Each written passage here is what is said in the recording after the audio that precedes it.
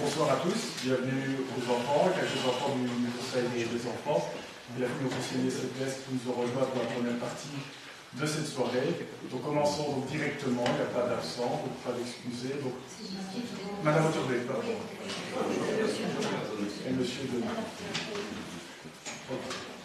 Les absents et les excuses. Commençons directement par la première partie, donc le point relatif à la journée conjointe, la réunion conjointe qu'on fait annuellement entre les services du CPS, donc le conseil du CPS et les services de la commune, pour faire un peu le point sur les synergies que nous menons ensemble, les économies d'échelle. Donc il y a un point à l'ordre du jour, donc c'est un rapport relatif justement à ces synergies présentes dans le budget 2017. Donc voilà, Jocelyne, si tu veux, je te laisse la parole pour les... Lors de l'élaboration du budget 2017 du CPS, il est veillé à l'absence de tout double emploi éventuel ou chevauchement d'activité entre les services communaux et ceux du CPS. Les économies d'échelle plus ou moins importantes sont réalisées dans les matières suivantes. Au niveau du personnel, maintien d'un poste d'ouvrier financé par des points APE du CPS et mis à la disposition du service communal des travaux. Cession à la commune des points APE non utilisés par le CPAS. Mise à la disposition du service des travaux d'ouvriers engagés dans le cadre d'un contrat article 60 et financé par le CPAS.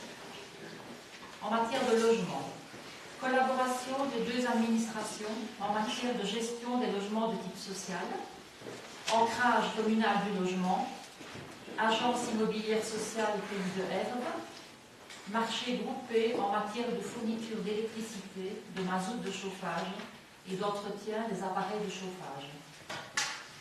Au niveau du fonctionnement, fourniture par le CPAS de repas aux écoles.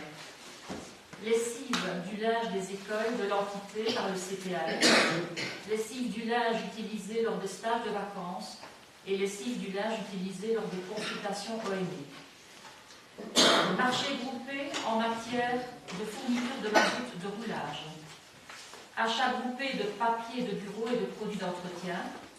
Synergie commune CPAS en ce qui concerne la téléphonie et projet de synergie au niveau du marché groupé en matière d'assurance. Plan de cohésion sociale. Convention d'utilisation du taxi social. D'autres économies d'échelle plus classiques sont également réalisées, telles que l'utilisation des locaux administratifs du centre, les interventions régulières du service des travaux pour tout ce qui concerne l'entretien des bâtiments du CPAS, ainsi que la collaboration entre les services d'administration générale. Y a-t-il des remarques ou des questions? Loïc? Bonjour à tous. L'an dernier, vous aviez reporté le point relatif à la création d'un poste de directeur financier local commune CPS. Où en est ce dossier?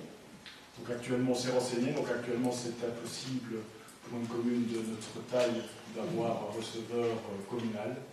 Donc on continue avec un receveur, un directeur financier. Ok. Voilà. Concernant le projet de synergie en matière d'assurance, le CPS a-t-il subi les mêmes remarques que la tutelle, que la commune au niveau des marchés publics, donc ce dont on a parlé en communication le mois dernier? La plupart des communes et des CPS ont eu la même remarque sur justement les marchés et les assurances. Donc là, l'administration communale est en train de préparer le dossier. Nous allons y incorporer tous les bâtiments CPS et communes pour essayer d'avoir, bien entendu, un meilleur prix au moment du marché. Ok. Et pour ce point-ci, que fait le taxi comme synergie de la commune? On va faire. Voilà, quelque chose. Je peux laisser la parole à René, le président du CPS. Il y a le conseil communal des enfants, le conseil communal des aînés, la maison des jeunes. Donc on a chaque fois des conventions. En fait, chaque fois que le service communal demande du taxi social, nous faisons la convention et on y incorpore le règlement de fonctionnement du taxi. Ok, merci. Y a-t-il d'autres questions? Peut-être un point sur l'agence immobilière sociale, parce qu'on en a parlé dans la presse.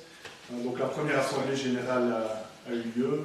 Donc en quelques mots, quel est le rôle de l'agence immobilière sociale? C'est bien entendu de rapprocher des propriétaires et des locataires potentiels, de permettre des loyers moins chers que le marché privatif classique, et aussi c'est avantageux pour le propriétaire qui peut mettre son bâtiment à disposition d'une agence immobilière sociale. Ça lui garantit un revenu, ce n'est plus lui qui s'occupe de la gestion de son loyer, il ne paye pas non plus de prix compte immobilier, donc il y a des avantages des deux côtés, et un des avantages pour notre commune aussi, c'est le fait de ne plus avoir de bâtiments inoccupés, en tout cas de tendre en avoir le moins possible. Donc voilà, là ça commence à se lancer, j'espère que ça pourrait être effectif dans plus ou moins 6 mois. On vous tiendra informé. Y a-t-il d'autres remarques, d'autres questions?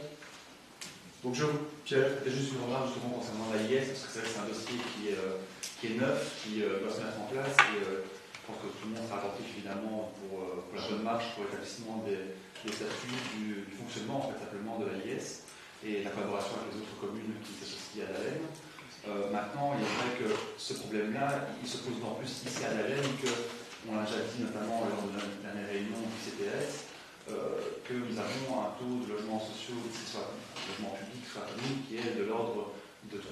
C'est vrai qu'ici maintenant, on a des difficultés, pour ne pas être fou non plus, le pourcentage de 10% normalement qui est le seuil légal de logement public que la commune devrait accueillir, on va, à mon avis, jamais l'atteindre. Ou alors ça demanderait des efforts considérables et qui plomberaient considérablement aussi les finances communales. Il faut quand même agir aussi avec raison. Mais néanmoins, je pense aussi que c'est un moyen pour pouvoir y arriver, comme tu l'as dit aussi, pour contrer le logement occupé, parce qu'on sait qu'il en existe et on a quand même beaucoup de difficultés aussi à mobiliser justement ce patrimoine qui ne sert à rien. C'était juste pour le préciser et pour dire que ça contribue aussi à cet effort d'aller de l'avant en ce qui concerne le logement public. Et évidemment, les logements peuvent mettre à disposition des bénéficiaires des services CPS, entre autres. Tout à fait. Donc c'est vrai que le niveau de logement public de la commune d'Alem, comme Pierre l'a dit, est très faible. Maintenant, le montant de 10% de logements publics fixé par la région wallonne dans les communes est plutôt vite pour la commune de Dahlem, c'est qu'il voudrait accréditer 300 logements, c'est-à-dire la taille d'un village, comme on retrouve comme Mondin. Donc voilà, c'est complètement utopiste. Donc voilà, c'est un bon point pour ça aussi, d'autant plus que le fonds des communes, un des critères du fonds des communes, c'est le nombre de logements sociaux. Donc merci pour l'intervention. Et je demande au conseiller de CPS de rejoindre le public.